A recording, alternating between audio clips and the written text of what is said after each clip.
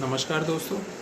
लेखक की कहानी लेखक की ज़ुबानी की आज की कड़ी में मैं आलोक कुमार आप सभी का स्वागत करता हूं। और जैसा कि आपको पता है कि आज हम लेखक मनमोहन भाटिया जी से मिलने जा रहे हैं। और मनमोहन भाटिया जी की एक ख़ास बात है कि उन्होंने हॉरर भी लिखा है, प्रेम भी लिखा है और सामाजिक मुद्दों पे कहानियाँ भी लिखी हैं। तो हम उनसे मिलेंगे, उनसे जानेंगे कि कितना मुश्किल होता है एक लेखक के लिए हॉरर, प्रेम और सामाजिक मुद्दों पे कहानियाँ लिखना, उपन्यास लिखना। और उनसे बात करने की कोशिश करेंगे, उनसे समझने की कोशिश करेंगे।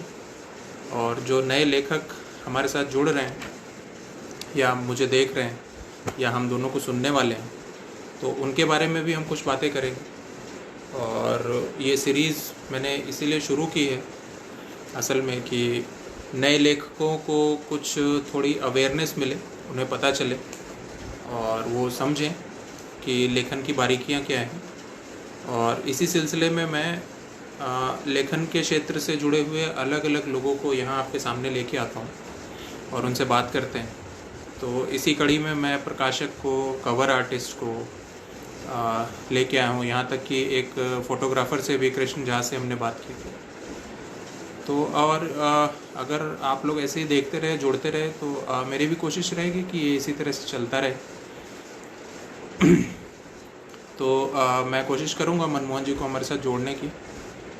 और एक और चीज़ मैं बता दूं कि ये सारे के सारे एपिसोड यूट्यूब के मेरे चैनल ऑथर आलोक कुमार पे भी आपको देखने को मिल जाएंगे। तो आप वहाँ पे जाके ये सब एपिसोड एक साथ वहाँ पे देख सकते हैं। तो अब मैं कोशिश कर रहा हूँ मनमोहन जी को अपने साथ लाने की, और जैसे ही वो जुड़ते हैं तो हम आगे की बातचीत शुरू करेंगे। आप बने रहिए हमारे साथ। और मेरी कोशिश है इसमें और अलग अलग तरह के लोगों को लेके आऊँ जो लेखन में अलग तरह से जुड़े हुए हैं। और ये कोशिश रहेगी, कुछ चलता रहेगा ऐसे ही। अगर आप लोग देखेंगे, आप लोग कहेंगे, आप लोग सुनेंगे मुझे, तो अब बस इंतज़ार है मनमोहन जी का कि वो जुड़े हमारे साथ और हम उनसे बातचीत शुरू करें। इसीलिए मैंने आज थोड़ा सा पहले मैंने शुरू किया, ताकि कुछ दिनों से जो परेशानी हो रही थी कि मैं हमारे मेहमान को जोड़ने में, हमारे साथ लाने में थोड़ी तकलीफ़ हो रही थी। तो मैंने सोचा कि 7 बजे के थोड़ा पहले हम जोड़ लें, उन्हें अपने साथ ले लें, ताकि हम 7 बजे सीधा बात करना शुरू करें। तो जैसे मनमोहन जी हमारे साथ आते हैं हम शुरू करेंगे। और इस बीच मैं बता दूं, हाँ नमस्कार सर। तो मनमोहन जी जुड़ गए हमारे साथ, मैं उनको लेके आता हूँ।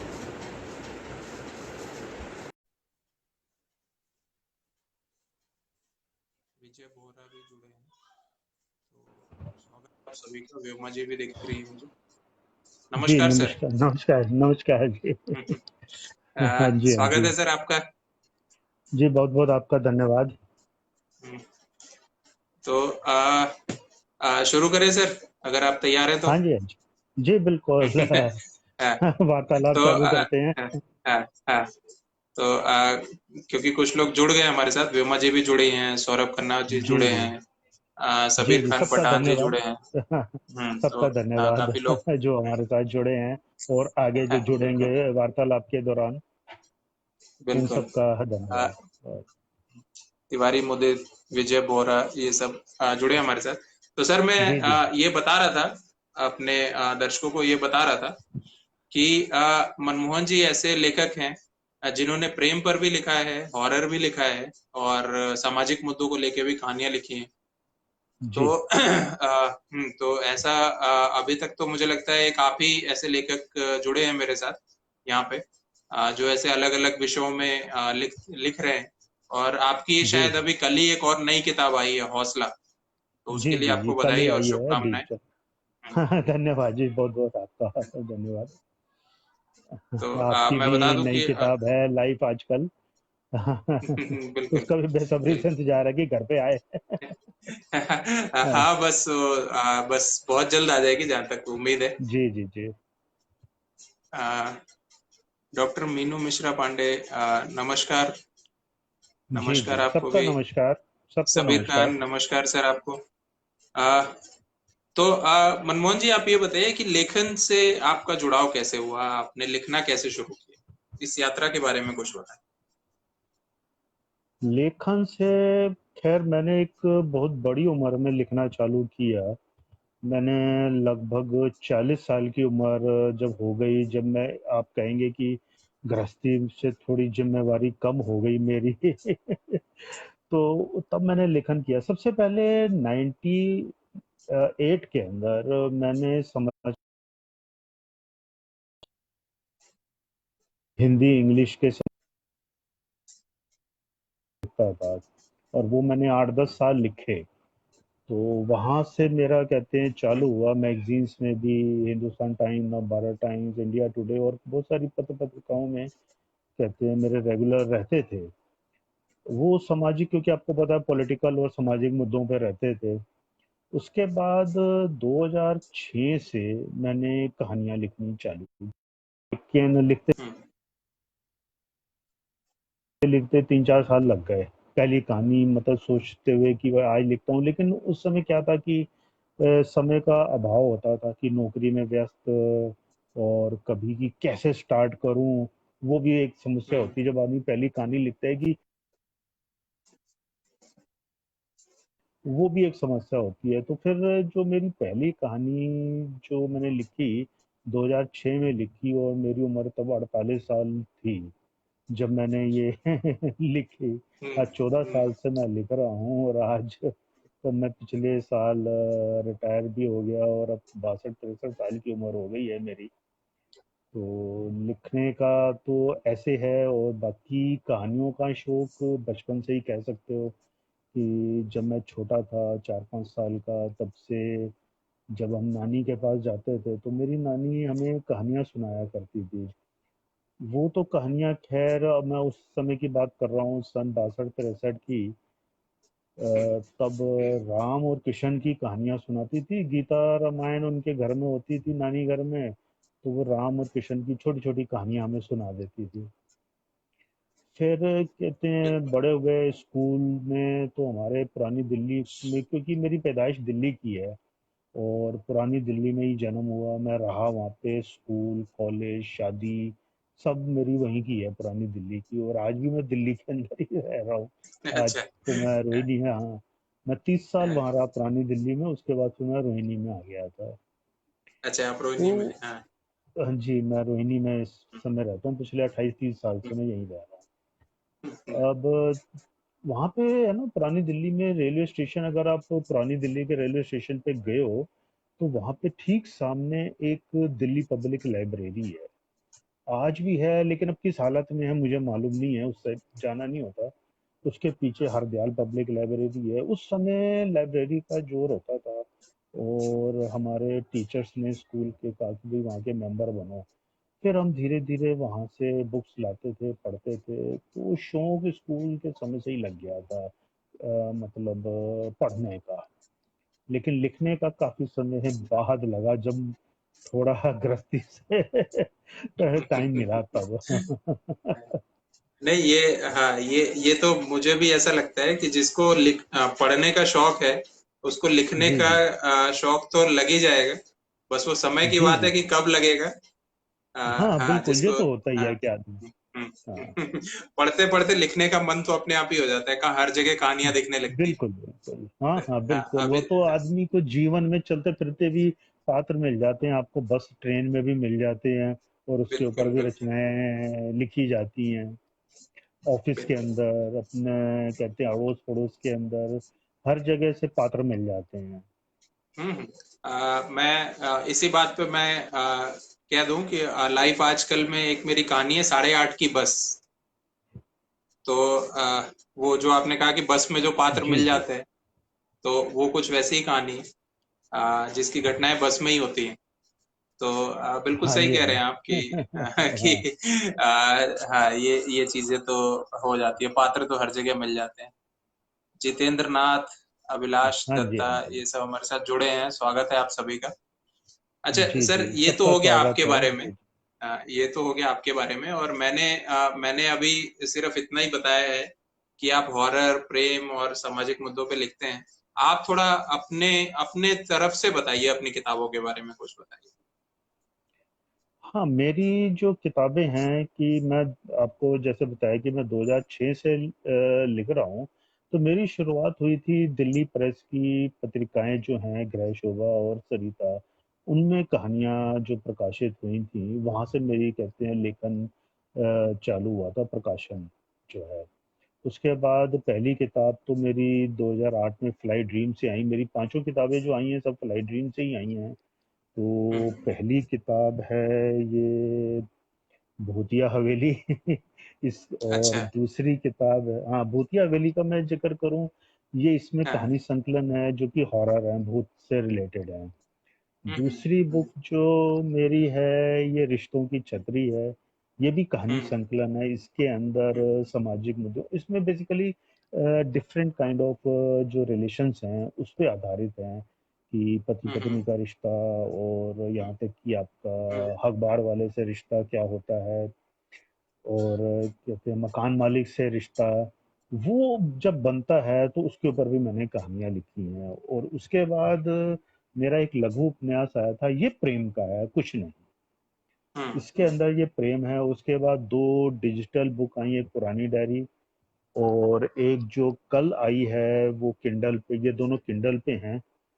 और ये है, हौसला। ये कल ही रिलीज की है इन्होंने। ये डिफरेंट जोन की ही है। मुझे अच्छा लगा क्योंकि लिखने में, जैसे आपने कहा कि मैं अलग अलग शैलियों में और जोन्स में लिखता हूँ, इसका मुख्य कारण रहता है ये है कि मैं पढ़ता भी हर शैली की किताबों, हर हाँ। जेनर की किताब मैं पढ़ना पसंद करता हूँ। अच्छा, एक एक मिनट मैं, मैं आपको हाँ, रोकूंगा। माफी चाहता जी, हूँ रोकने के लिए बीच में। क्योंकि बीच में व्योमा मिश्रा जी ने कहा है कि मैं भी हूँ, तो बिल्कुल जी। मैम, और आपका नाम मैंने पहले ही ले लिया था, इसलिए मैंने छोड़ दिया। नमस्कार व्योमा तो जी। हाँ। तो आपसे बिल्कुल मिलने आप का है, मैं मौका भूला मिला नहीं हूँ था। आपको। हम्म। हम्म। व्योमा जी से और मिलने का मौका मिला था बुक फेयर में, हम्म। पिछले साल बुक फेयर बुक में। फेयर में, 2 मिनट के लिए हाँ मिले हाँ, थे, हाँ, बुक फेयर में मिले थे। मैं भी उनसे बुक फेयर में ही मिला था। तो जी। अच्छा, वसीम अकरम जी कह रहे हैं कि पुरानी दिल्ली कहानियों के लिए एक स्रोत है। अपने समय को याद करते हुए पुरानी दिल्ली की कुछ कुछ दिलचस्प कहानियां लेकर आइए, यकीनन पसंद की जाएंगी। तो इस पे कुछ पुरानी कहना है दिल्ली आपको? के हाँ, पुरानी दिल्ली तो हम्म। नेचुरली एक अपने आप में इतिहास भी है। और काफी क्या कहते हैं, जो पुराने शायर हैं और लेखक हैं वो वहाँ पे रहे हैं, मशहूर, वो वहाँ पे रहे हैं, जिसमें गालिब भी प्रमुख हैं और दूसरे भी हैं। तो पुरानी दिल्ली में जैसे मैं रहा, और मेरी कुछ कहानियों के अंदर उनका जिक्र आया है, कुछ हाँ, ये जैसे मैं मैंने पूछने वाला बताया। था। ये मैं पूछने वाला था कि आपने इतनी सारी जो कहानियां लिखी हैं, तो जाहिर हाँ, सी बात हाँ, है कि उसमें आपने पुरानी दिल्ली का कुछ लिखा होगा। क्योंकि वसीम अकरम जी जी, कह जी। रहे हैं कि अपने समय को याद करते हुए पुरानी दिल्ली की कुछ दिलचस्प कहानियां लेकर आइए। तो अगर आप बता सके कि किस किताब में वो ऐसी कुछ कहानियां हैं, तो हम वसीम भाई को बता देंगे यहीं पे। उसमें एक तो मेरी जो पुरानी डायरी है उसके अंदर पुरानी दिल्ली के नाम से है, वो एक संस्मरण कह सकते हैं, कि उसमें मैंने अपनी पुरानी यादें, जो मैंने पुरानी हम्म। दिल्ली को जिस हिसाब से देखा और आज है, हालांकि कोई विशेष हम्म। अंतर नहीं है, बहुत ज्यादा अंतर नहीं है, थोड़ा बहुत अंतर आया है। क्योंकि हम्म। पहले वहाँ पे रिहायशी मकान होते थे, अब सब कमर्शियल बन गया है वहाँ पे, ये अंतर जरूर है। उसको याद करते हुए मैंने एक पुरानी दिल्ली के नाम से ही पुरानी डायरी के अंदर एक मेरी कहानी है, जो जयंत भाई को बड़ी पसंद आई, और उन्होंने उसके अंदर कहा नहीं, इसमें डालनी है। वो पुरानी नहीं तो दिल्ली का था। अगर आप तो उसको पढ़ेंगे तो पुरानी दिल्ली जिसने नहीं देखी वो भी समझ जाएगा कि क्या है पुरानी दिल्ली। तो और वसीम पूरा भाई, दिल्ली मैं में, ए, एक मिनट, मैं वसीम भाई को बता दूं कि मनमोहन जी की पुरानी डायरी नाम से एक किताब है जो किंडल पे अभी फिलहाल उपलब्ध है।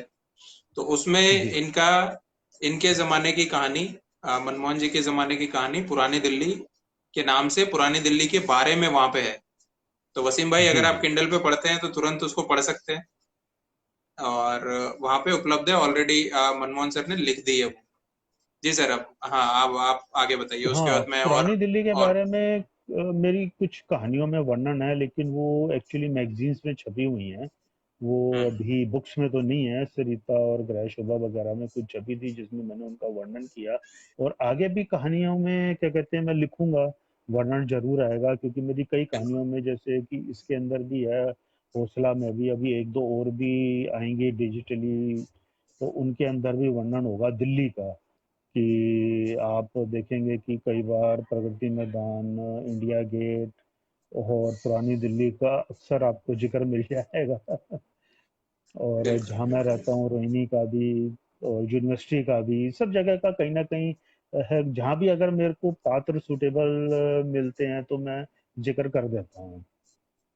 नहीं, वो लेखक तो क्या है, लेखक तो इंतजार में ही रहता है बस कहानियों की। हाँ और बस जहां से हाँ, उसको कहानियां मिलती हैं वो उठा लेता है लिख वहां से। दें। जी जी जी। हाँ, ये वासिम अकरम का एक है कि कोई हवेली भूतिया क्यों होती है, कनॉट प्लेस की बिल्डिंग मैं क्यों नहीं होती। मैं आने वाला था उस पे। ये मैंने अभी तो परसों क्योंकि पढ़ा आपने है। हाँ, चलो नहीं, पहले मैं इसका ही मैं आने जिक्र कर वाला था। लेता हूँ मैं। हाँ बिल्कुल, आपने भूतिया हवेली लिखी है तो बताइए, वसीम भाई को डाउट है। हम्म। देखिए ऐसे है कि एक मेरी क्या कहते हैं ये हौसला में ही एक कहानी है, भूत कहाँ। तो हम्म। उसके अंदर क्या है कि भूतों के ऊपर कई कहते हैं बातें हैं कि भूत होते हैं नहीं होते। तो हालांकि अलग अलग सब हैं। बचपन से ही हमने भूतों का जिक्र सुना है, कहानियां भी सुनी है, लोगों को कहते हुए भी सुना है कि होते हैं। लेकिन शहरों में ये कम नज़र आते हैं, और जो खुले इलाके, पहाड़ी इलाके, गांव या जहाँ कम आबादी होती है वहाँ अक्सर किस्से ज़्यादा सुनने को मिलते हैं। अब कनॉट प्लेस की बिल्डिंग में तो भूत कहीं नज़र आएगा नहीं, इतनी भीड़ होती है, ट्रैफिक होता है, आदमी भीड़ कुछ है, खड़ा हाँ। हो नहीं भूत, सकता। भूत भूत कहाँ से खड़ा होगा। भूत कहाँ, वो तो परेशान होके वैसे ही भाग जाएगा कि रह लो, तुम ही लोग रह लो अब यहाँ। वो तो कहेगा मैं किसी क्या कहते हैं दिल्ली से बाहर सही। किसी पेड़ के ऊपर ही रह लेता हूँ मैं। बिल्कुल। जहाँ तक आ, भूतिया हवेली होती आ, है कि आ, इसके बारे में देखो कई किस्से हैं। इवन कि देखो व्हाइट हाउस के बारे में भी कहा जाता है कि वहाँ कुछ राष्ट्रपति के भूत नजर आ जाते हैं। अगर आप भूतों की कहानियां, घोस्ट स्टोरीज पढ़ें तो यूरोप के जो महल हैं उनके किस्से बहुत आते हैं। इसलिए घटनाएं मेरी जो भूतिया हवेली है उसके अंदर आपको होटल और महल और हवेली के अंदर भूत मिलेंगे। तो और वसीम भाई, अगर ऐसा कुछ कनॉट प्लेस का इंतजार कर रहे हैं तो सर वो भी लिख दीजिए, ऐसा कुछ कनॉट प्लेस का भी हाँ कोई हाँ, भूत फिर ले आइए। हाँ, हाँ। जरूर तो आप जरूर अगली कहानी में एक, लिखेंगे। हाँ हाँ, एक एक टॉपिक भी दे दिया वसीम भाई ने। अच्छा सर, एक बिल्कुल एक और बिल्कुल। चीज अच्छा। है ये। हाँ, ये आप संजीव शर्मा जी कह रहे हैं, और जी। उनका कहना है कि उन्हें फ्लाई ड्रीम से शिकायत है कि वहां नहीं है, और उनको बेसब्री से इंतजार है आपकी किताबों का। तो मेरी रिक्वेस्ट है कि आप किताबें जल्दी से। अभी संजीव जी को चाहिए पेपर बैक में। हम्म, डिजिटली वो नहीं पढ़ते संजीव जी। अब मेरी जो किताबें बिल्कुल। हैं इस समय हैं क्या कहते हैं उसमें है कहते हैं किंडल में तो उपलब्ध है, पेपर किंडल बैक आ में, हाँ। जाएगा क्योंकि वो हाँ, लॉकडाउन की वजह से सब फंसी हुई हैं। मेरी बिल्कुल नई भी बिल्कुल, मेरी किताब हाँ। है वो लॉकडाउन की वजह से फंसी हुई है, आपकी भी लॉकडाउन के में डिले हो गई। अब डिले हो गई जो थोड़ी सी, हाँ। कुछ नहीं का सेकंड एडिशन भी आना है वो मतलब, और रिश्तों की छतरी का भी सेकंड एडिशन आना है, लेकिन सब वो लॉकडाउन की वजह से डिले हो गया है। और एक दो बिल्कुल। पेपर बैक भी आएंगे। तो अब धीरे धीरे हालात सही हो रहे हैं, तो आपको जल्दी तो ही मिलेंगी। नहीं, तो हाँ, मेरी इतनी नहीं आशा संजीव, है। हाँ, हाँ। बस संजीव जी रुके रहिए, और सब ठीक रहा तो मुझे लगता है इस महीने तो मिल ही जाएंगी सारी किताबें, आपको एकदम मिल जाएंगी वहां पे। और अमित श्रीवास्तव जी कह रहे हैं कि नमस्कार भाटिया जी, और क्या आप जी। भूत प्रेत पे विश्वास करते हैं? अमित श्रीवास्तव जी का देखिए पूछना है। भूत प्रेत पे अब ये एक ऐसा मैटर है कि विश्वास हो जाता है। हालांकि हम्म। मैं अपना व्यक्तिगत तौर पे कहूँ तो मैंने कभी भूत देखा नहीं है। क्योंकि हम्म मैं दिल्ली के अंदर, मैंने अभी बताया कि मेरा जन्म से लेकर आज तक मैं दिल्ली में ही रहा हूँ। तो हम्म दिल्ली में तो भूत नजर आते हैं। हम्म किस्से हम सुनते रहते हैं जब दिल्ली से बाहर जाते हैं, या अपने जो साथी हैं उनसे किस्से सुनते रहते हैं, पढ़ते भी हैं भूतों के बारे में। तो वहां पर जो है, क्या कहते हैं, दिल्ली के अंदर इसलिए मैं नहीं देख सका बचपन से ही, क्योंकि मुझे भी याद है कि अब पुरानी दिल्ली में हम रहते थे, एक छोटी सी कोठरी होती थी, तो बच्चों को डराते थे भूत है इसके अंदर, अगर तुमसे शैतानी की तो बंद कर देंगे भूतों के साथ। हम्म आप देखिए कि वो बचपन से जो डर है, वो फिर काफी बड़ी उम्र में जाके खत्म हुआ कि पुरानी दिल्ली में हम जब छतों पर सोया करते थे, तो रात को जब अचानक से नींद खुल जाती थी, तो कई बार डर भी लगता था कि पता नहीं आसपास तो कोई नहीं है। तो ये वो डर है भूत का। बिल्कुल बिल्कुल। नहीं, हाँ जी। इसी इसी बात पे, इसी इसी भूत वाले मुद्दे पे व्योमा जी का कहना है कि जहां भी जी। हत्याएं, आत्महत्याएं, असामयिक मौत होती है, भूतों का अस्तित्व वहां होता हम्म। है। यदि जी जी कनॉट जी। प्लेस की बिल्डिंग में ऐसा कुछ हुआ होगा तो भूतों से वहां भी मुलाकात संभव है। तो ये वसीम भाई देख लें कि क्या है। और अमित श्रीवास्तव जी बिल्कुल। का कहना हाँ, है कि कि अमित अशोक श्रीवास्तव जी, कुमार हाँ साहब ने एक होटल में भूत हाँ देखा था। हाँ जरूर हाँ देखा होगा, मैं ऐसा मना नहीं करता कि उन्होंने देखा होगा। तो देखो, ये हम्म, आपसे बातचीत हुई और इन्होंने जो कहा कि कनॉट प्लेस में, मुझे लगता है फिर किसी कहानी में या उपन्यास जो अब अगला आएगा तो उसके अंदर कनॉट प्लेस का जिक्र करना ही पड़ेगा। उसके अंदर एक भूत तो लाना ही बिल्कुल। पड़ेगा। हाँ, नहीं नहीं, हाँ, एक कहानी गढ़ी है कनॉट प्लेस के, वो सफेद खंभों के आगे पीछे। बिल्कुल बिल्कुल, आएगा आएगा। हाँ। वसीम भाई कह रहे हैं कि मेरी बड़ी इच्छा है भूत देखने की, फिल्मों के भूत अब डरा नहीं पाते, कोई उपाय बताएं। वसीम भाई, मैं कहूंगा कि देवेंद्र भाई जो आए थे यहाँ पे मेरे इस शो पे, हाँ जी हाँ जी। तो उन्होंने, हाँ, उन्होंने कुछ जगह बताई थी जहाँ पे भूत उपलब्ध हो सकते हैं। और नहीं तो आप देव प्रसाद को सर्च कर लीजिए, मेरी फ्रेंड लिस्ट में, आपकी फ्रेंड लिस्ट में भी हो सकते हैं, मुझे मालूम नहीं। और उनको आप मैसेज कर दीजिए, वो एड्रेस बता देंगे आपको कि भूत कहाँ कहाँ मिलते हैं उनको, क्योंकि उनको कई बार उनका आमना सामना हुआ है। और सर मैं आपसे पूछूंगा, आपको भी कुछ अगर ऐसी जगह पता है तो आप बता दीजिए वसीम भाई को। नहीं, मुझे ऐसी जगह कोई नहीं मालूम कि जहाँ भूत शर्तिया मिलेगा। है, है, अच्छा। वो तो उदय भाई बता देव भाई पाएंगे। को मालूम है। हाँ हाँ, हाँ उनको जी हाँ मालूम जी। है।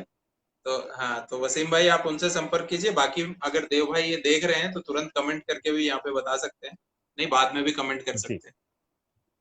हाँ, तो अच्छा सर, ये मैं ये पूछना चाहता था कि आप जैसे हॉरर भी लिख लेते हैं, प्रेम पे उपन्यास भी लिख लेते हैं, मतलब भूतिया हवेली और रिश्तों की छतरी, नाम ही सुन के लग रहा है कि एकदम जी। अलग अलग चीज है।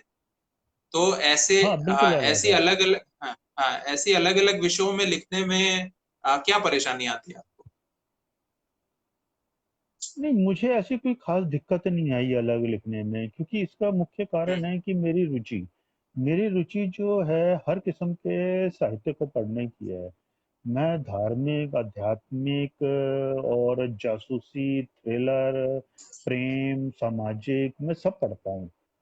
तो शौक जो मेरा है हर किस्म की किताब को पढ़ने का, तो इसलिए मुझे कभी दिक्कत नहीं आती। और फिर दूसरा रीजन में जो मैं समझता हूँ कि ये है कि जो अनुभव अब उम्र के हिसाब से मुझे हुआ, तो उस अनुभव के आधार पर लिखने में ज़्यादा दिक्कत नहीं हुई। अगर एक जवान लेखक जो 25, 30 या 35 साल का है, और उसकी तुलना अगर मैं अपने से करूं, तो नेचुरली मैंने कई सब्जेक्ट देखे हैं, जीवन के उतार चढ़ाव देखे हैं, तो उनको अपनी कलम में लाने में मुझे ज़्यादा दिक्कत नहीं हुई। सब्जेक्ट मुझे हम्म बहुत मिल जाते हैं जो सामाजिक है, हम्म। और ऐसे ही भूतिया और प्रेम का भी, क्योंकि पढ़ने का ये शौक आपको है तो फिर अनुभव, कोशिश करता हूँ कि मैं अनुभव, एक कह सकता हूँ मैं अनुभव का कि लाभ मिला है थोड़ा जो बहुत मैंने, आपको। हाँ हाँ, जरूर अनुभव का लाभ मिला है, क्योंकि मैंने अपनी जो लेखनी है बहुत लेट स्टार्ट की, बुढ़ापे में स्टार्ट की। नहीं, अरे लेट, हाँ लेट लिख के 4-5 किताबें लिख दी हैं आपने। और हमारे जैसे, शुक्रिया शुक्रिया। अभी जी हाँ। मेरी दूसरी किताब आई है, तो अभी तो हम लोग बहुत जी। पीछे हैं आपसे। तो अगर कहीं आपने हमारी उम्र में लिखना शुरू कर दिया होता तो अब तक तो पता नहीं कितना लिख गए होते। हाँ, ये बात तो है। क्या है? हाँ जी हाँ जी। अ, अच्छा, जैसे क्योंकि आप भूतों की आपने भूतिया हवेली जैसी एक कहानी लिखी है, मतलब किताब लिखी है, तो ऐसी कोई डरावनी घटना, कोई हॉरर घटना आपके साथ हुई है कभी? और डरावनी घटना तो बचपन में डर लगता था, मैं आपको फैक्ट बताऊं।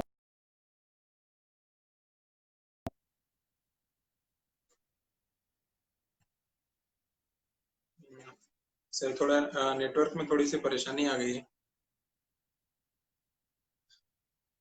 अ, आवाज आपकी नहीं आ रही सर, साफ।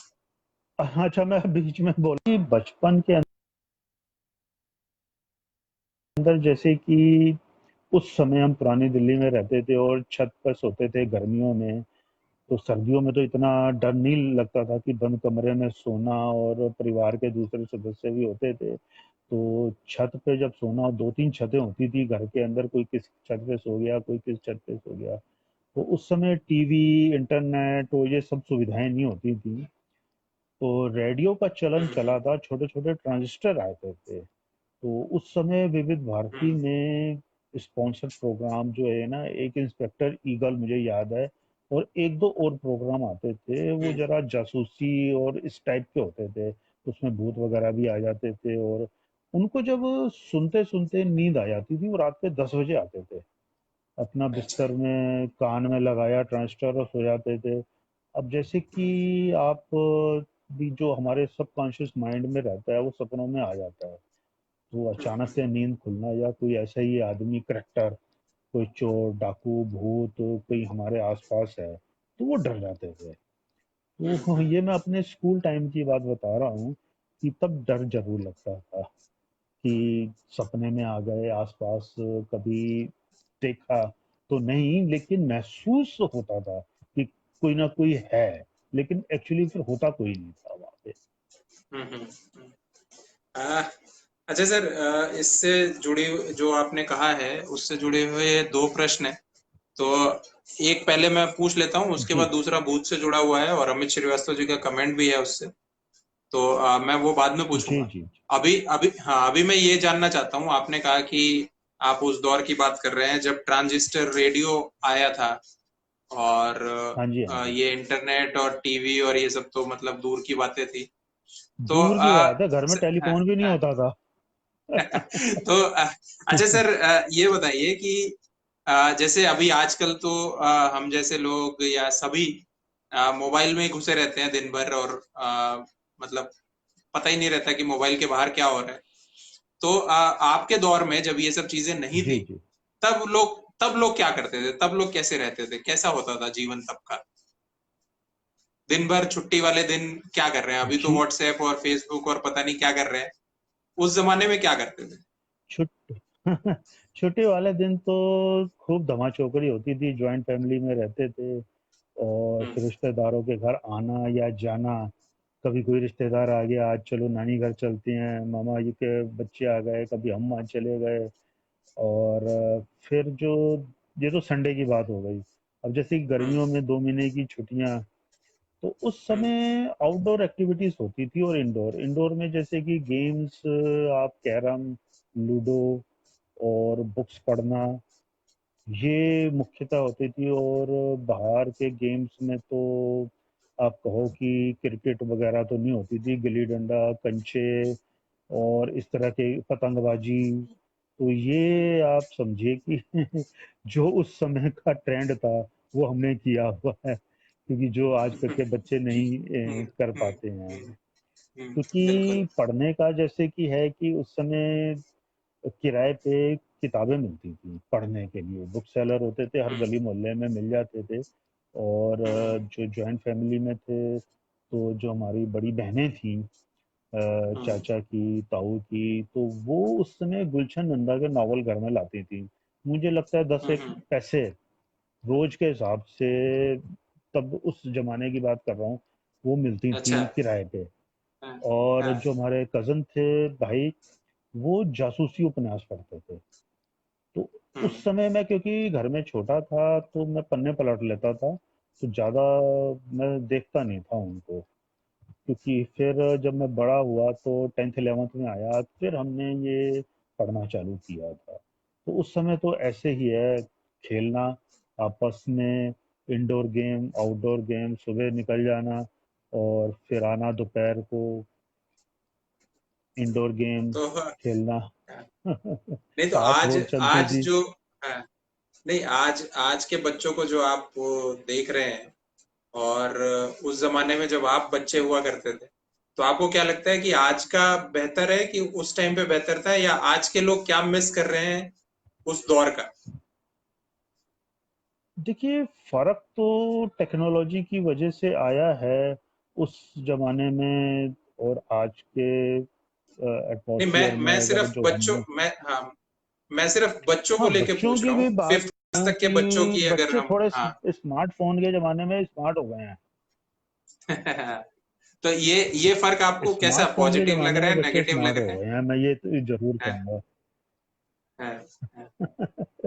देखो नहीं, जी, तो दोनों बातें हैं कि अब ये जैसे कि स्मार्ट मैं बच्चे कहूँ, क्या मिस कर रहे हैं?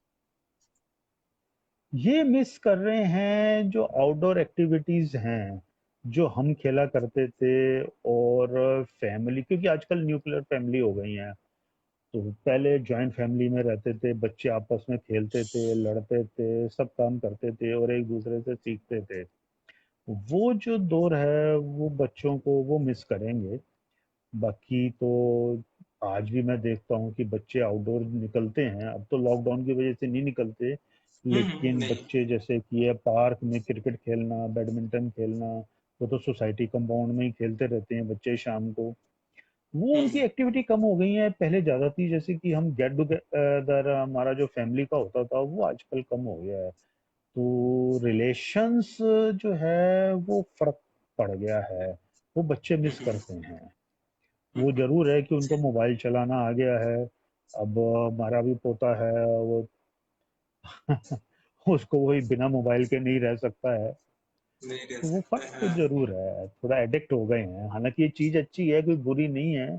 हम भी जमाने के हिसाब से हमने ये सब चीजें सीखी हैं, हम भी उसका इस्तेमाल कर रहे हैं। लेकिन मुझे लगता है इस्तेमाल करना अच्छी चीज है, लेकिन उसका एडिक्शन वो बुरा है। क्योंकि अब तो लॉकडाउन के अंदर पोता हमारा 3rd में पढ़ता है, उसकी तो ऑनलाइन क्लासेस हो रही हैं, तो वो अपना लैपटॉप के ऊपर ही करता है। सही बात है। तो अच्छा, वसीम भाई ने जो पूछा था उनको भूत देखना है, हाँ, उसी हाँ जी, से हाँ जी। उसी से जुड़ा हुआ अमित श्रीवास्तव जी कह रहे हैं। वसीम भाई ध्यान दीजिएगा, मुझे पता है आप हैं अभी।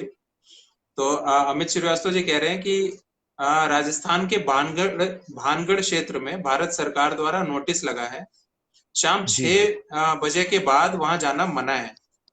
जी, जी, ये हो गया वसीम भाई के लिए, अगर आप इंटरेस्टेड हैं जी, तो। और जी, जी, जी। मनमोहन जी आपके लिए है कि क्या आप भानगढ़ गए हैं, और कभी आप ऐसे पैलेस पर गए हैं ऐसा कुछ अनुभव करने के लिए? नहीं, भानगढ़ तो मैं कभी नहीं गया, मैं फैक्ट बताऊं, भानगढ़ मैं कभी नहीं गया। हालांकि मेरे को कहीं भी, राजस्थान ऐसे के किसी मैं पे, बहुत सारे हाँ, किले देखे हैं मैंने। और वहाँ पे मुझे ये जो है ना, राजस्थान के जो आर्किटेक्चर है मुझे बहुत अच्छी लगती है। अब जयपुर हम्म है या दूसरे शहर हैं, वहाँ मैं जब भी जाता हूँ किले देखता हूँ, और वहाँ पे गाइड को लेके वहाँ की चीज़ों को पता करने की कोशिश बहुत बार की है। लेकिन भानगढ़ मेरा जाना कभी हुआ नहीं है। अब एक, हम्म, जैसे कि ये भूतों की जो बात छिड़ी, मैं एक किस्सा सुनाता हूँ। वो हाँ, जो है, भूतिया हवेली के अंदर एक कहानी है मेरी, उसका हम्म मैं बैकग्राउंड बता देता हूँ आपको। हम्म वो देखिए, कहानी है हवेली। तो इसके अंदर जो दो मुख्य पात्र हैं, ये जो इसका बैकग्राउंड जो कहानी आप पढ़ेंगे, हालांकि वो थोड़ी अलग सी है। जो अब मैं जिस कंपनी में लास्ट में था, तो हमारे कंसल्टेंसी डिवीजन के हेड मिस्टर बी के सोनी थे। वो हडको से रिटायर्ड डायरेक्टर थे। तो मैं उस डिवीजन का फाइनेंस और टैक्सेशन देखता था, क्योंकि वो एक छोटा सा डिवीजन था, तो वहाँ का एक सेपरेट स्टाफ नहीं था। तो उनके साथ काफ़ी देर, क्योंकि उनको लिटरेचर का, पोइट्री का बहुत शौक था। मेरे से बड़ी उम्र के थे, मेरे से कम 10-12 साल। और गवर्नमेंट जो हडको कंपनी है, वहाँ से रिटायर्ड डायरेक्टर आए थे वो। उनके साथ आती है, वो आर्किटेक्ट थे। तो उन्होंने मुझे एक किस्सा सुनाया था, फिर मैंने उनसे परमिशन ली। उन्होंने जयपुर के बारे में बताया। वो कहता है बहुत पुरानी बात है कि जयपुर, जब मेरे ख्याल से उन्होंने उन्होंने अपना कैरियर नौकरी की थी फर्स्ट, जब हडको के अंदर लगे, तो आर्किटेक्ट थे, तो उनको शौक था कि अब जयपुर, अब की जो बिल्डिंगें हैं, महल हैं, उनका एक इतिहास है कि राजा बनाया हुआ, और उनका बाजार भी। तो उन्होंने मुझे एक किस्सा सुनाया कि वो शुरू शुरू में गए तो जौहरी बाजार का जिक्र किया, बहुत मशहूर जौहरी बाजार है वहाँ पे, कि एक सज्जन मिले और कहने लगे अगर तुमने शौक है तो आओ, तो रात के 12 बजे आना। रात के 12 बजे वो एक ले गए। वहाँ पे हवेलियाँ भी हैं, बड़े बड़े मकान हैं। तो एक गली में ले गए, और उस तहखाने के अंदर एक कमरा था, वहाँ पे कोई मूर्ति वूर्ति पड़ी हुई थी। तो उन्होंने कहा देखो, ये जयपुर शहर है ना, इसके ऊपर टिका हुआ है। अगर इस मंदिर को कुछ हो गया, पूरा जयपुर तहस नहस हो जाएगा। तो उन्होंने कहा कि उस समय वो यंग थे, और उनको डर सा लगा, बड़ा डरावना सा माहौल था वहां पे, वातावरण। रात के 12 बजे, अमावस्या की रात। अब देखिए, अमावस वाली रात को, रात के 12 बजे, सुनसान गली, जहाँ कोई भी ना हो, आदमी अपने आप ही डर जाएगा। जरा सा कहते हैं वैसे हवा का है, झोंका भी आएगा ना, आदमी कहेगा भूत आ गया। बिल्कुल। तो वहां पर वो कहते हैं बाहर निकले और पीछे मुड़ा नहीं। वो कहते हैं भागते ही गए, भागते ही गए। वो थे, उनके साथ एक दूसरे मित्र थे। तो वो भागते गए, और जब मेन रोड पे आ गए, हवा महल के पास, तब जाकर उन्होंने चैन की सांस ली। अच्छा, अब जयपुर में मेट्रो बनी। जयपुर में मेट्रो बनी, तो मेट्रो के लिए वहां पर उस जो बिल्डिंग की थी, वो गिरा दी गई। तो कह लगे अच्छा। कुछ नहीं हुआ, कह रहे थे जयपुर पूरा तहस नहस हो जाएगा, प्रलय आ जाएगी। तो ऐसा नहीं उसके हुआ। ऊपर जो मैंने ये हवेली कहानी लिखी, ऐसा हुआ नहीं। वो हवेली कहानी मैंने लिखी है, और उसके अंदर जो मुख्य पात्र है वो भी आर्किटेक्ट है, कि वो राजस्थान में जाता है, उसे हवेली में, फिर वहां पे रात के 12 बजे वो तहखाने में ले जाते हैं।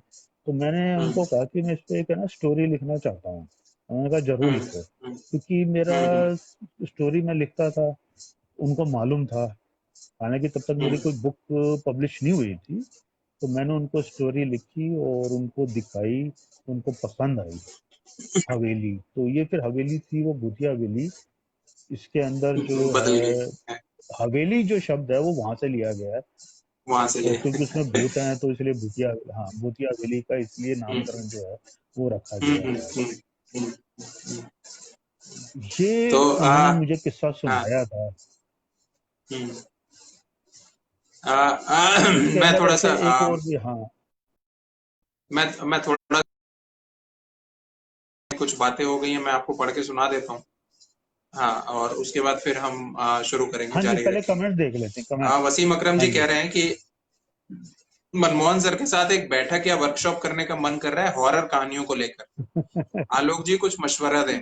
ज- तो वसीम भाई, मेरा मशवरा तो यही है कि आप सीधा मनमोहन जी को संपर्क कीजिए, और हॉरर के और हाँ भी हाँ, मेरे फोन पे, जैसे हाँ। व्हाट्सएप के ऊपर मेरा कहते तो हैं हमेशा मैं अवेलेबल रहता हूँ। मैं मैसेंजर तो तो इस्तेमाल नहीं करता फेसबुक का, लेकिन मैं व्हाट्सएप पे अवेलेबल रहता हूँ। और फोन है, ऐसा कोई तो दिक्कत नहीं है। आप जब मर्जी फोन पे बात कीजिए। तो तो और अगर आप दिल्ली, अगर संपर्क कर कभी लीजिए। आपको आना हो, ये दिल्ली तो में ही रहते हैं मिल सर। सकते हैं। वसीम वसीम दिल्ली में अकरम जी रहते हैं, दिल्ली में ही रहते हैं। बिल्कुल। फिर तो तो कोई दिक्कत ही नहीं है, कभी भी बैठ सकते हैं, हाँ, जब मर्जी तो आइए। मैं रोहिणी में बिल्कुल। रहता और हूँ, वसीम जी हाँ, कहाँ रहते हैं मुझे मालूम नहीं। हम्म, मैं भी जा सकता हूँ, वो तो भी आ सकते हैं। ये अब आप दोनों लोग इस शो पे आ चुके हैं, तो जी जी। दोनों के एपिसोड यहाँ पे मौजूद हैं। तो कोई भी किसी से संपर्क कर सकता है, और ये जो भी आप लोग वर्कशॉप रखिएगा वो लाइव रखिएगा, ताकि मेरे जैसे जो लोग हैं वो देख सकें, सुन सकें उसको। अवश्य तो अवश्य। हाँ, ये थोड़ा अच्छा लगेगा हमें भी। ये तो और मुझे शोभा मालूम शर्मा ही, जी कह फेसबुक में अगर 3 आदमी भी आ सकते हैं तो आप वो भी कर दीजिए। यार मुझे नहीं इसका नहीं, वो सिस्टम मालूम नहीं है। हाँ, वो वसीम भाई सब कर देंगे। नहीं, मैं भूतों के अच्छा। उसमें आके क्या करूंगा? भूतों की कहानियों से मेरा कोई लेना देना नहीं है। हाँ, देव प्रसाद जी अगर चाहे तो उनको संपर्क किया जा सकता है, वो आ सकते हैं, उनके पास कई किस्से। आ, शोभा शर्मा जी का कहना है कि ये एक दिलचस्प सवाल है कि उस जमाने में क्या करते थे। तो बिल्कुल मैम, ये इसीलिए मैंने पूछा ये सवाल। और फिर से वसीम अकरम जी कह रहे हैं, सर जो आप कह रहे थे कि किराए पे किताबें लेके आते थे, तो उसके जी लिए जी। वसीम भाई कह रहे हैं कि मैं 1 रुपए या 50 पैसे एक दिन के देकर किताब घर लाता था। तो क्योंकि आप उनसे भी पहले की कहानी बता रहे थे, इसलिए आपके जमाने में रेट हाँ थोड़ा कम था। हाँ। जी और जी जी। हाँ, तो ये नृपेंद्र शर्मा जी भी जुड़े हैं, वो कह रहे हैं कि हम गांव में कंचे, ताश और हाँ कबड्डी जी। खेलते थे। क्या बड़े शहरों में ये सब होता था? जी जी जी मुझे जी। पेड़ों पर चढ़कर होने वाला खेल बहुत पसंद दिल्ली था। में भी होता तो था। ये अच्छा, दिल्ली में भी कंचे, ताश और कबड्डी ये सब होता था दिल्ली में भी? देखिए, ताश तो इंडोर होता था, वो तो ताश तो महफिल हाँ। जमती जमती हम्म, थी। अच्छा, और नहीं, कंचे तो कंचे, होते, पतंग कंचे हो, हाँ, और ये कबड्डी, कंचे तो खो होते थे, खो। कंचे तो मैंने भी खेले हैं। हाँ, मैंने भी दिल्ली में कंचे खेले। कबड्डी और खो हाँ, खो तो भी खेली और है। हाँ, ये स्कूल में खेला है मैंने, वैसे तो और बाहर कहीं नहीं खेला है। हाँ, अच्छा। और गली में हाँ, तो वो ये जो पिट्ठू पिट्ठू भी खेले हैं। हाँ, वो पिट्ठू पिट्ठू, हाँ पिट्ठू तो वो तो बॉल से जो चोट लगती है, उसका तो क्या ही बॉल कहे से जो मतलब। मारते हैं। तो हाँ। बिल्कुल। आ, अच्छा, वसीम भाई एक और चीज है, निर्वेंद्र भाई कह रहे हैं कि भरतपुर में भी एक हवेली सरकार ने हॉन्टेड घोषित करके बंद की हुई है। तो वसीम भाई, कई सारी जगह आपको मिल रही हैं, आप जाइए। हाँ, एक मैं और बताता हूँ वसीम भाई को। वसीम भाई ने हाँ, कहा, मैं आपको बीच में डिस्टर्ब कर रहा हूँ। जो नहीं नहीं, हॉन्टेड बताइए पैलेस है, बताइए। एक दिल्ली में भी हाँ, सुना है, मैं वहां पे गया हूँ, दिल्ली में मालशा हम्म, मार्ग है। हम्म, मालशा मार्ग जो है, धोला कुआं और सरदार पटेल मार्ग के बीच में एक रिज एरिया है। तो वहां पर एक हम्म, मालशा मार्ग में एक जो किसी नवाब की पुरानी हवेली है, जो कि खंडर है, उसको हॉन्टेड हम्म, पैलेस कहते हैं। एक तो वो है। अच्छा। और एक हम्म, द्वारका में एक हम्म, मोड़ है, उसको हम्म, रात को हॉन्टेड पैलेस कहते हैं। उसमें एक पेड़ है, वो सड़क के बीच में है। वहां कहते हैं कि अच्छा। एयरपोर्ट से द्वारका का जो एक लिंक है, रात को भूत होते हैं वहां पे। ओ, तो अगर दिल्ली वसीम भाई में लीजिए, देखना चाहें बहुत तो ये दो चीजें मुझे हम्म, याद आ गई हैं। हाँ, तो ये वसीम भाई के तो फिर लोकल में ही है, आप तो कभी भी निकल जाइए रात रात में, अपना घूम लीजिए, देख लीजिए। बिल्कुल तो और शिल्पी, हाँ, बिल्कुल। शिल्पी पांडे जी कह रही हैं कि अगर सकारात्मक शक्तियां मौजूद हैं तो नकारात्मक शक्तियों का भी अस्तित्व होता है। तो ये तो बिल्कुल सही बात है। और नृपेंद्र हाँ, शर्मा जी, होता है, बिल्कुल होता है। आपकी जो भूतिया हवेली है उसी के बारे में कह रहे हैं कि भूतिया हवेली की सारी कहानियां बहुत शानदार शैली में लिखी गई हैं, बिल्कुल सच्ची लगती हैं। तो नृपेंद्र जी, मैं तो यही कहूंगा, मनमोहन सर ने खुद ही बताया कि सच्ची घटना पे आधारित एक कहानी है उसमें हवेली के नाम से, तो सच्ची तो लगेंगी। एक दूसरी भी है, दो कहानियां बिल्कुल सच्ची घटना पे है। हाँ हाँ हाँ। वो एक अच्छा हम्म, भूत के नाम से है, और एक ये हवेली के नाम से है। तो ये तो सही बात है, ये तो फिर कोई दिक्कत ही नहीं है, सच्ची घटनाएं हैं तो सच्ची लगेंगी। और मनमोहन जी, वसीम भाई कह रहे हैं कि हाँ, वो फोन पे तो है। नहीं, घर पे बैठक हो। अ, वसीम भाई घर पे बैठना चाहते हैं आपके साथ कि हॉरर के हर नहीं, जब पहलू पे मर्जी बात हो आए, सके। मैं तो तो अवेलेबल होता हूँ। बिल्कुल वसीम भाई, आप संपर्क कीजिए सर को। हाँ हाँ, हाँ, बिल्कुल। आप आप संपर्क आप संपर्क कीजिए, बिल्कुल, और घर बैठ बिल्कुल के आप बात लोग प्लान करेंगे। बनाइए फिर। तो अरे, अमित बिल्कुल बनाते हैं श्रीवास्तव जी प्लान। जो है, अमित श्रीवास्तव जी ने काफी भारी भरकम चीजें लिखी हैं। आप बताइएगा अगर आपको इसके बारे में कोई आइडिया हो तो। वो कह रहे हैं कि सर, मैंने सुना है जिनके गण भारी होते हैं उन्हें आत्माएं दिखती हैं। क्या आप इस बारे में क्या कहते हैं? जहां आत्मा और परमात्मा है तो बुरी आत्मा भी है, बस उन्हें महसूस करने की बात। तो ये जिनके गण भारी होते हैं उन्हें आत्माएं दिखती हैं। आपका क्या कहना है इस बारे में? देखिए, इस बारे में मुझे देखो प्रैक्टिकल एक्सपीरियंस नहीं है आलोक जी, तो हो मैं हम्म, डिटेल में कुछ नहीं कह सकता इसमें। लेकिन हम्म, जो इन्होंने कहा है मैं उसको मानता हूँ, कि जैसे कि लोग कहते हैं कि उन्होंने देखा है, देव बाबू कहते हैं, और कई जो मेरे जो साथी हैं, कुलीग रहे हैं, उन्होंने हम्म, जितनी घटनाओं का जिक्र किया है, तो मैं उनको नकारता नहीं हूँ, लेकिन है मैंने कभी एक्सपीरियंस नहीं किया। हम्म। तो बिल्कुल सही बात है सर, ये तो भूत प्रेतों की काफी बातें हो गई। अब जैसा कि मैं हमेशा कहता हूँ कि ये सीरीज मैंने शुरू की है, जो नए उनको थोड़ा सा जी जी। लेखन का कुछ आइडिया लगे। तो हाँ, तो इस जी बारे जी। में तो इसलिए मैं अब जो प्रश्न आपसे पूछने वाला हूँ वो थोड़ा उस क्षेत्र से जुड़े हुए हैं। तो पहले तो आप ये बताइए कि आप रोज लिखते हैं, कितना लिखते हैं एक दिन में, या शेड्यूल क्या है आपके लिखने का?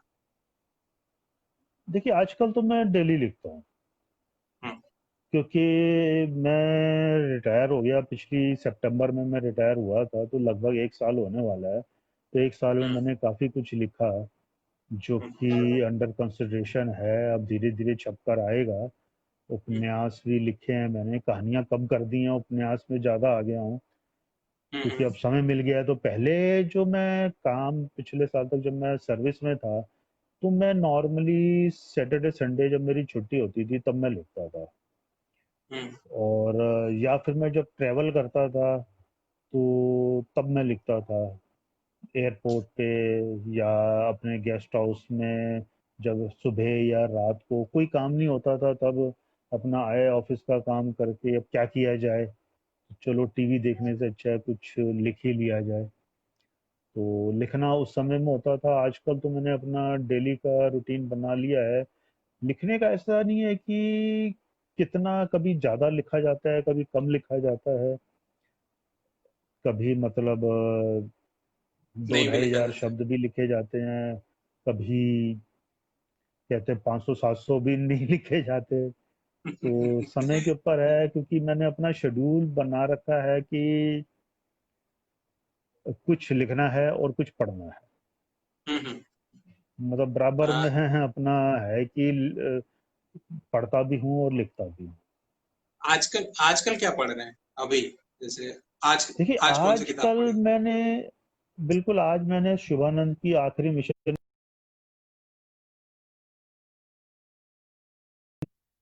आ, जो मिशन है ये अभी खत्म की है हाँ, मैंने आज। हम्म, तो तो अच्छी उन्होंने लिखा है, स्पाई थ्रिलर है उनका, बड़ा जबरदस्त लिखा है। नहीं नहीं, मैं तो हाँ, वो हालांकि, तो आए थे, शुभानंद हाँ, जी भी आए थे और उनसे बात हुई थी इस बारे में। तो जी जी जी। बिल्कुल हाँ, बहुत बहुत अच्छी किताब है। तो अच्छा, वसीम भाई कह रहे हैं कि क्या अच्छे हो सकते हैं या हम्बल हो सकते हैं?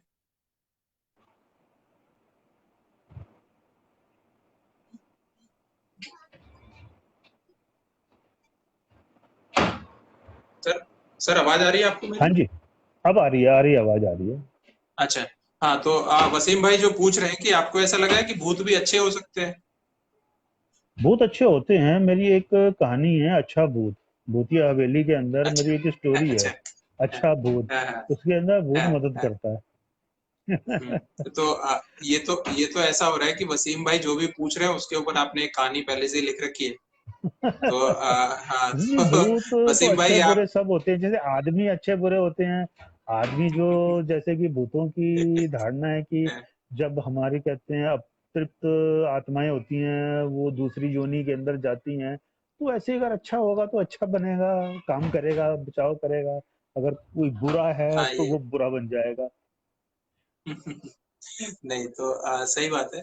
और नृपेंद्र शर्मा जी कह रहे हैं कि पुरानी डायरी में भी आत्मा की कहानी है।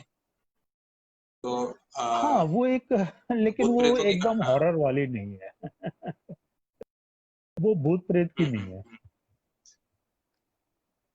चलिए, तो वसीम भाई आप पढ़ लीजिए, अगर भूतों में आपको इंटरेस्ट है तो भूतिया हवेली पढ़ लीजिए।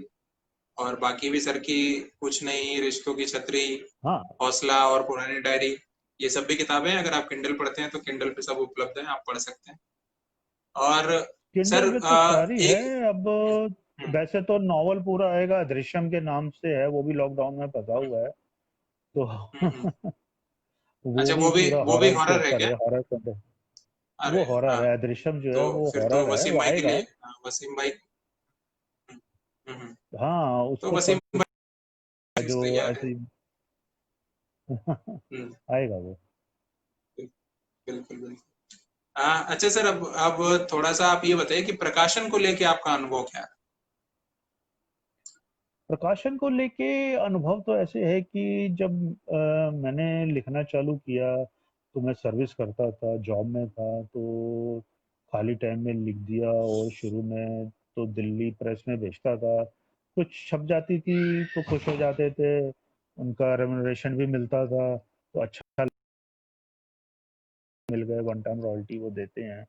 उसके बाद 2-4 साल ऐसे चलता रहा, फिर लेकिन बीच में दौर आ गया, जैसे कि 2008-10 के बाद तो प्रकाशक जो है ना, पेड़ ज्यादा हो गए।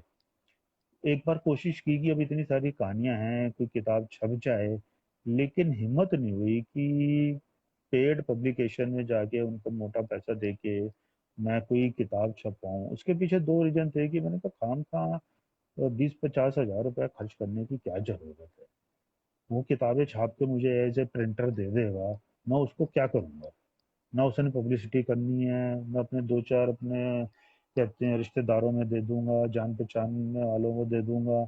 इससे ज्यादा मेरा कुछ होना नहीं है, मैं इतना पैसे क्यों खर्च करूं? तो इसलिए प्रकाशन में फिर मैंने आइडिया छोड़ दिया।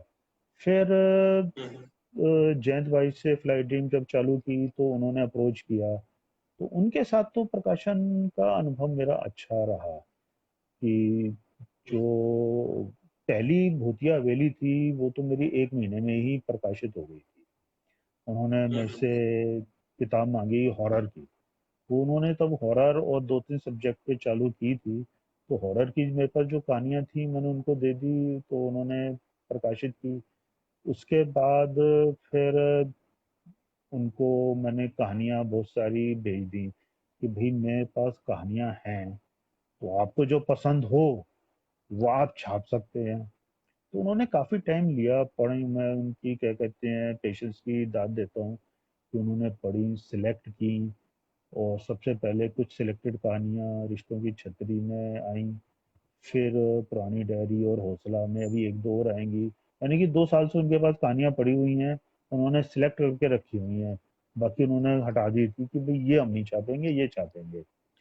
फिर ये हम्म, कुछ नहीं, जो एक पहले मिनी नॉवल था, फिर उन्होंने कहा इसको तो कहते हैं अब सेकंड एडिशन के लिए इसको एक्सपेंड करो, जो पहले 60-70 पेज का था उसको डबल करो। हम्म, वो उन्होंने मतलब ये है कि प्रकाशन में मेरे को उनकी एक खासियत लगी कि वो रेगुलर हम बात करते रहते हैं, वो फोन करते रहते हैं या फिर हम व्हाट्सएप पे वो अपने सुझाव देते रहते हैं कि अगर कोई चेंजेस करने हैं तो इस किस्म के होने चाहिए, जो अपनी टीम के साथ वो डिस्कस करते हैं, और किस विषय में होनी चाहिए। तो वो एक एनकरेज करता है कि जब एक पब्लिशर हम्म, आपके साथ, राइटर के हम्म, साथ हम्म, गुफ्तगू करता है, हम्म, रेगुलर टच में रहता है, तो वो थोड़ा अच्छा लगता है। तो इसलिए अब इनके साथ तो हम्म। कभी दिक्कत नहीं हुई, तो पेड में मैं कभी गया नहीं। और मैं तो हमेशा सबको कहता हूँ कि कभी मत जाना, क्योंकि हाँ, अगर आपका तो एक इसी हाँ, सर्कल है हम्म, तो ठीक है, नहीं तो कोई फायदा नहीं है पेड में। नहीं, इसी इसी से जुड़ा हुआ एक और मेरा अगला प्रश्न ये है कि नए लेखक जो मतलब जो अपनी पहली किताब छपवाना चाहते हैं और प्रकाशक को हम्म खोज रहे हैं, तो उन्हें प्रकाशन का चुनाव करते वक्त क्या चीज ध्यान में रखनी चाहिए? देखिए, प्रकाशक जो है, अब जैसे कि फ्लाइट ड्रीम्स है, इसकी एक लिमिटेशन है कि ये सिर्फ नॉवल स्टोरीज इन्हीं पे कंसंट्रेशन कर रहे हैं। ये जैसे कि है आपकी वो नहीं छाप रहे पोएम्स, क्योंकि ज़्यादातर हम्म, लेखक जो हैं मैं देखता हूँ कि वो पोएट्री की बुक छपवाना चाहते हैं।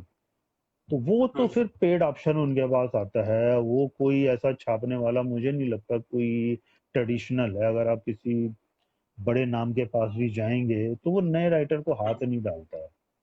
हम्म, अगर आपका कंटेंट अच्छा है तो ऐसी बात नहीं है कि मैंने जितना लिखा सारा का सारा छप गया। मैंने भी 14 साल हो गए लिखते लिखते, कई चीजें मेरे पास अनपब्लिश पड़ी हुई हैं जो मैं धीरे धीरे उनको चेंज कर रहा हूँ ताकि वो पब्लिश हों। तो इसलिए कि अ, जो पब्लिशर है वो देखता है कि इसके, अगर उनको उम्मीद होती है कि इसका पाठक मिलेगा तो वो तुरंत छाप देता है, उसमें कोई दिक्कत नहीं होती है। हम्म, तो प्रकाशक को खोजना ये एक मुश्किल काम तो है। ये मैं मानता हूँ कि नए लेखक के लिए बहुत मुश्किल है। जैसे कि जी, अगर कोई हमारे से पूछता है तो हम एडवाइस कर देते हैं कि अगर तुम उपन्यास लिख रहे हो तो आप इनसे कांटेक्ट कर सकते हो। अब सूरज वाले भी हैं, फ्लाई ड्रीम वाले भी हैं, लेकिन अब जिस हिसाब से वो बुक्स छापते हैं तो कई जो शैलियां हैं या राइटर हैं वो उनकी नहीं छप पाती, कईयों की छप जाती हैं। थोड़ा ये सब्जेक्ट ऐसे है कि पब्लिशर सही मिलना पहली बार बड़ा मुश्किल काम है। आपको बिल्कुल। दिक्कत तो आती है, हम्म, हम्म, हम्म। लेकिन मेरा तो अनुभव सही तो रहा, ऐसी ध्यान बात रखें, नहीं है। हाँ तो ध्यान बिल्कुल, मैं रखिए जो कहता नए हूँ लोग कि हैं अपनी, हाँ। बिल्कुल। हाँ बिल्कुल इनसे मिल सकते हैं। हम तो उनको टेलीफोन नंबर देते हैं, ईमेल हम्म, देते हैं कि आप इनसे कांटेक्ट कर लो। हम तो बीच में पड़ते ही नहीं है। हम तो जो भी हम्म, पूछते हैं हम कहते हैं इनसे डायरेक्ट बात कर लो कि आमने सामने आप हम्म, क्या लिखते हो और वो क्या हम्म, छापना चाहते हैं। अगर आपकी ट्यूनिंग हम्म, बनती है तो दी बेस्ट है। हम्म, और क्योंकि ये सही थोड़ी बात है। हटकर भी अगर कुछ लिखोगे तब भी छाप रहे हैं ये। इनका टैग लाइन है कुछ हटकर। अ, अ, अ, अच्छा, ये वसीम भाई कह रहे हैं कि आप सर की सारी किताबें ऑर्डर करूंगा। तो हाँ बिल्कुल, अभी तो डिजिटल में मिल जाएंगी, किंडल पे आपको मिल जाएगा सब कुछ।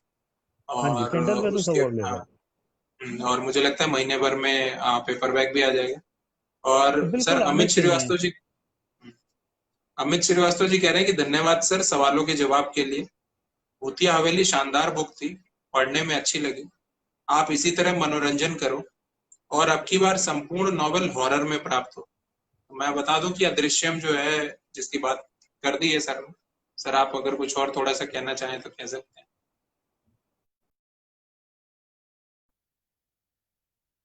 कनेक्शन चला गया। पेपर बैग स्टार्ट होंगे तो आपको हम्म, अदृश्यम मिलेगा।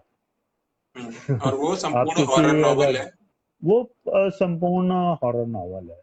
और बिल्कुल। इसके क्या कहते हैं, आज जयंत भाई ने, मैंने तो एक ही नॉवल लिखा था इसका, लेकिन जयंत भाई ने कहा भैया एक से काम नहीं चलेगा, मैं इसका आखिरी चैप्टर हटा रहा हूँ। मैंने एक इसको जब लिख के मैंने भेजा तो इसके अंदर हम्म, आखिरी चैप्टर मैंने खत्म कर दिया था कि भाई ये नॉवल हम्म, यहाँ पे खत्म हो गया। तो कहा भैया नहीं, ये आखिरी चैप्टर हटा दिया है, इसका आखिरी चैप्टर हम्म, मुझे नया लिख के दो। वो मैंने थोड़ा सा मैंने लिख के दिया तो कहते हैं इस पे तो नई किताब बनेगी, हम्म, इस पे तो पूरा नॉवल लिखना सही है बात। आपने। तो तो मतलब, हाँ, तो मतलब उन्होंने एक और मतलब नॉवेल दृश्यम की कि मतलब आगे कहने लगे तुम सीरीज बना दो। सीरीज है। ओहो उन्होंने मुझे काम तो सौंपा था। तो बिल्कुल, तो अमित श्रीवास्तव जी की बहुत जल्दी रिक्वेस्ट पूरी हो जाएगी कि अब उनकी सीरीज, जी जी सर की सीरीज ही हॉरर पे आने वाली है, तो क्या बात है। और जी। सर, नृपेंद्र शर्मा जी का कहना है कि प्रकाशक अच्छा हो तो लिखना आसान हो जाता है।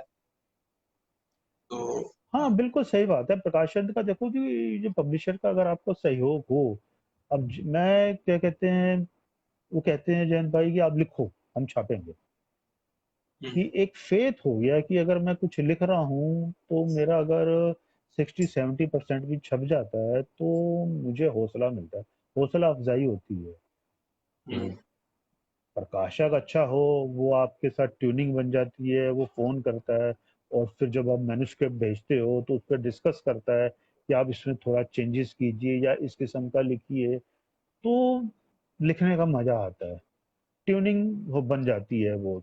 आप एक बार बस स्टार्ट होने वाली बात है, उसके बाद सब ऑटोमेटिक चलता रहता है। चलता रहता है, सही बात। अच्छा सर, अब अंत में अपने पाठकों से कुछ कहना चाहेंगे आप? देखो, एक तो मैं पाठकों का बहुत शुक्रगुजार हूँ कि उन्होंने मेरी किताबें पढ़ी, उनको अच्छी लगी, और मैं पूरी कोशिश करूँगा कि उनका मनोरंजन करूँ, क्योंकि हम किताबें जो लिखते हैं, नॉवल, उनका एक मुख्य उद्देश्य ये होता है कि मनोरंजन करना। सामाजिक में ज़रूर है कि समाज की बुराइयों को या समस्याओं को हम उजागर करते हैं, और थोड़ा-सा हम कभी-कभी दार्शनिक भी बन जाते हैं, उसका सॉल्यूशन देने के लिए। लेकिन बाकी जितनी भी विद्याएँ हैं, उसके अंदर मनोरंजन पाठकों का हो, जब तक पाठक को पसंद नहीं आएगी, लिखने का मज़ा नहीं आता। अब आपने मेरी 3 बताई हैं, हालाँकि मैंने एक फैंटेसी भी लिखी है, उसका मैं ज़िक्र अभी नहीं करूँगा। हम्म, क्योंकि मैं कोशिश कर रहा हूँ हाँ कि और भी मैं लिखूँ विद्याएँ, कि बाल हाँ, उपन्यास भी लिखने की, मुझे बाल जासूसी उपन्यास लिखने की मतलब है ना, मेरे दिमाग में बात आई है कि मैं अच्छा, वो लिखूँ। हाँ, क्योंकि आजकल में हम्म, मुझे लगता नहीं कि कोई ऐसा लिख रहा है। हम्म, और फैंटेसी के अंदर और भी लिखूँगा थोड़ा, क्योंकि अब मैं माइथोलॉजी भी पढ़ता हूँ, कोशिश करूँगा कि आज नहीं तो साल 2 साल बाद थोड़ा वो उस पे भी आऊँ मैं। बाकी जो सामाजिक मुद्दे हैं, लव, ये तो कंबाइंड रहेगा ही रहेगा। हॉरर भी चलता रहेगा, फैंटेसी भी चलेगी, और साथ में बिल्कुल देखते हैं कि बिल्कुल। और कितना लिख सकते हैं। जो नई-नई नहीं सर, विधाएँ आप अगर अटेम्प्ट आप करने की कोशिश करूँगा मैं। नहीं नहीं, बिल्कुल आप लिखते रहिए, नया नया लिखते रहिए, और हम पढ़ते रहेंगे। और जी, सर, जी। अब हम अंत में पहुंच रहे हैं इस शो के आज के। तो जैसा कि इसका टाइटल है लेखक की कहानी, लेखक की जुबानी। तो अगर आप जी, एक जी। पैरा या कुछ भी, अगर कोई या कुछ कविता कुछ भी अगर आप अपनी किताब से पढ़ दें तो बहुत अच्छा लगेगा, उसके बाद हम बंद करेंगे। नहीं, मैं आपको पढ़ देता हूँ, और मैंने क्या कहते हैं, नई कहानी, ये एक हौसला से तो नहीं, मेरी जो पुरानी डायरी है उसमें एक छोटी कहानी की, ज़्यादा समय नहीं, क्योंकि कहानी हम्म, क्या होता है कि पढ़ने में थोड़ा समय लग जाता है। तो मैं एक छोटी हम्म। कहानी जिसमें ज़्यादा समय ना लगे, मैं आपको पढ़ के सुनाता हूँ। नहीं सर, आप, हाँ, आप चाहें तो बीच में भी रोक सकते हैं, एक पेज भी पढ़ के रोक सकते हैं, ऐसा नहीं है। हाँ, नहीं, मैं आप कोशिश आप करता जितना हूँ कि पढ़ना वो चाहें, पूरी हाँ, कहानी, बिल्कुल। वो ज़्यादा नहीं है, 3-4 मिनट में मुझे लगता है खत्म हो जाएगी। तो आप ज़्यादा जी बोर जी सर, बिल्कुल, नहीं नहीं, शुरू कीजिए सर, बोर नहीं होंगे। तो मैं पुरानी डायरी में वो निकालता हूँ। मेरी एक कहानी है, वो थोड़ी छोटी कहानी है, और लंबी कहानी मैं नहीं पढ़ता मैं। नहीं नहीं, फिर छोटी, आप हाँ जब भी छोटी कहोगे पढ़िए, पढ़, हाँ। हाँ सर। छोटी मैं हाँ, पढ़ के बताता हूँ मैं आपको। बिल्कुल बिल्कुल सर।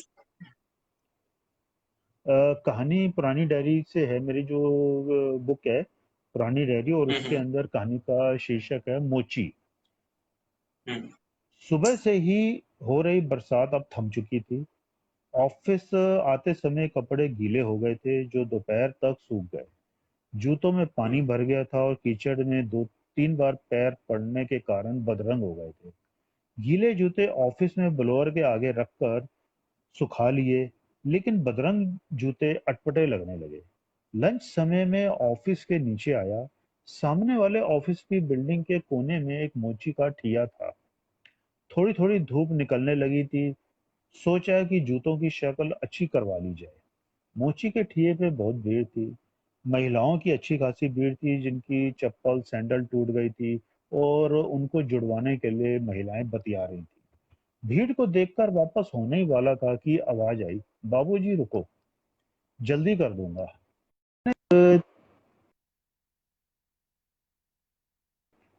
वृद्ध आदमी बैठ के चप्पलें ठीक करने लगा। वह बूढ़ा मोची का पिता था। अब दो मोची होने पर काम फटाफट होने लगा। एक सैंडल ठीक करने के पश्चात उसने मुझे आवाज दी, बाबू आइए, अब आपके जूते ठीक कर देता हूँ। पिता मोची मेरे जूते पॉलिश करने लगा। बाबू, इतने खराब जूते तो कभी नहीं होते थे तुम्हारे। इतना सुन के मुझे एकदम झटका लगा, और पिता मोची को ध्यान से देखने लगा। नथु तुम? हाँ बाबू, मैं नथु। नथु, तुम दिल्ली से मुंबई कब आए? 15 साल हो गए। यह मेरा बेटा है। पहले मेरा बेटा मुंबई आया और कुछ समय बाद मुझे भी बुला लिया। अब उम्र हो गई है। अकेले रहने से अच्छा है कि बच्चों के संग रहा जाए। हाँ, यह तो ठीक है। बाबू, तुम भी मुंबई आ गए? नहीं, मैं तो दिल्ली में हूँ। अभी मुंबई ट्रांसफर हुआ है, फिर दिल्ली चले जाएंगे। बाबू, अभी उसी मकान में रहते हो? नहीं, मकान बदल लिया है। जूता तो एकदम बेकार हो गया है, कभी भी इसका तला निकल सकता है। अभी ठीक कर देता हूँ, नया ले लेना। इतनी बरसात में नया भी बराबर हो जाएगा, इसलिए पुराना पहन के ऑफिस आता हूँ। यही सोच ने सबको लाइन लगा रखा है यहाँ पर। बरसात में पुराने जूते चप्पल पहन के निकलते हो और वो जवाब दे जाते हैं। मैं मुस्कुरा दिया और बचपन की बातें याद आ गई। घर की गली के नुक्कड़ पे नत्थू मोची का ठिया था। घर का हर सदस्य नत्थू मोची से हर रविवार जूते पॉलिश करवाता था। नत्थू खुद सुबह घर आके जूते चप्पल सैंडल ले जाता था और थोड़ी देर बाद पॉलिश और मरम्मत करके वापस दे जाता था। घर के हर सदस्य का नाम नत्थू को मालूम था। उसने अपने ठिए की दीवार पर नत्थू मोची लिखा हुआ था। जब वो मिट जाता तो हमसे ड्राइंग के रंग और ब्रश ले जाता था और खुद दीवार पे रंग बिरंगा नत्थू मोची लिखता था। मुझे बहुत गुस्सा आता था क्योंकि वह ब्रश को दीवार पर चला के खराब कर देता था और रंग भी वापस नहीं करता था। हम बच्चे से बड़े हो गए, शादी हो गई। फिर मेरे साथ पत्नी और बच्चों के जूते चप्पल सैंडल भी नत्थू मोची ने ठीक किए। फिर एक दिन नत्थू मोची अपने ठिए से चला गया और उसकी जगह कोई और मोची बैठने लगा। पूछने पे पता चला कि उसने ठिया बेच दिया है। इस बात को आज लगभग 15 साल हो गए। घर पर अब भी जूते चप्पल सैंडल खराब होते तब नत्थू मोची का जिक्र आ ही जाता था कि नत्थू मोची जबरदस्त था। जूते फटे पुराने एकदम नए कर देता था। ऐसा मोची फिर कभी नहीं मिला। आज 15 वर्ष बाद एक झटके में नत्थू मोची ने मुझे पहचान लिया। हालांकि मैंने उसे तब पहचाना जब उसने मुझे बाबू कहा। बाबू मेरा घर का नाम है, वह मेरा नाम अभी तक नहीं भूला था। बाबू, अब देखो जूता। अरे नत्थू, तुमने तो एकदम नया कर दिया। चलो, नए जूते के पैसे बचे। मैंने मुस्कुराते हुए कहा, लेकिन तुमको यहाँ कभी देखा नहीं। अब बुढ़ा हो गया हूँ, तबीयत भी ठीक नहीं रहती है, कभी कभी आता हूँ जब तबीयत ठीक होती है। घर पहुंचने पर पत्नी ने चमकते हुए जूते देखे और पूछ ही लिया, बरसात में नए जूते क्यों लिए? जूता भी पुराना है और मोची भी पुराना मिल गया है। उसी ने जूता नया कर दिया। पत्नी के मुख से स्वयं ही उसका नाम निकल पड़ा। कौन? नत्थू। हाँ, ऑफिस के सामने उसके लड़के का ठिया है, कभी कभी आता है। पत्नी मुस्कुरा दी और अगले दिन एक बैग में अपनी 3 जोड़ी सैंडल ठीक करने के लिए रख कर मुझे पकड़ा। अब आप बताइए, कहानी छोटी थी इसलिए मैंने सुनाई, कैसी लगी? नहीं नहीं, अरे बहुत बहुत सही कहानी है। तो, बिल्कुल, ये जो आपने पुरानी डायरी जो नाम दिया है, जो जी। शीर्षक दिया है, वो हाँ जी, हाँ बहुत जी। सही दिया है। क्योंकि मुझे नहीं हम्म। लगता आपको जूते मोची से ठीक करवाता होगा। तो ये ये हाँ, क्योंकि बहुत आजकल अच्छा लगा। वो पुराना जो था, वो पुरानी चीजें हैं, आजकल कभी नहीं मिलती हैं। मोची आजकल कम ही मिलते हैं। बिल्कुल ये बात बिल्कुल। भी है। जी जी। तो वो पुरानी डायरी शीर्षक आपने बहुत अच्छा लिखा है। और मैं इसका धन्यवाद शीर्षक देना चाहूंगा मैं सर क्या। मिथिलेश भाई को देता हूँ। मैं मिथिलेश भाई को देता हूँ इस किताब।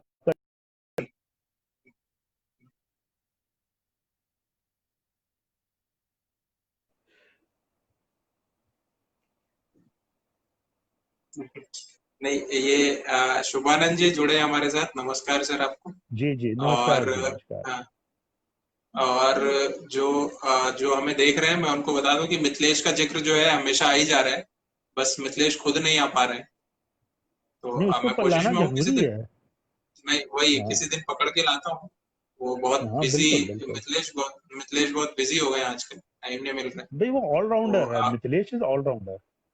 नहीं नहीं, मुझे तो लग रहा है कि मिथिलेश जानबूझ के मुझे टरका रहे हैं, मुझे टाइम नहीं दे रहे। तो कभी मुझे मिले पर्सनली तो मैं पूछूं कि भाई इतने कैसे बिजी हो गए। खैर सही वो बात है। हाँ। ठीक है सर, फिर धन्यवाद के साथ मैं बंद करूंगा। आज आप आए, बिल्कुल बहुत अच्छा बिल्कुल। लगा, आपने टाइम दिया। और आप ऐसे ही लिखते रहिए, आपकी बिल्कुल, आपका किताबों का बहुत-बहुत इंतजार शुक्रिया रहेगा। आलोक जी, आपके साथ बातचीत हुई और बाकी पाठकों से और व्योमा जी, शुभानंद जी बहुत देखो एक स्तंभ हैं अपने आप में उन्होंने बिल्कुल, मुझे बिल्कुल। क्या कहते हैं सुना तो मुझे बहुत अच्छा तो लगा। बाकी सबका जिन-जिन में है जो इस बातचीत में शामिल हुए, मैं सबका शुक्रिया अदा करता हूँ। बिल्कुल, मैं भी धन्यवाद के साथ बंद करता हूँ। बिल्कुल, अब विदा लेते हैं। जी, थैंक यू।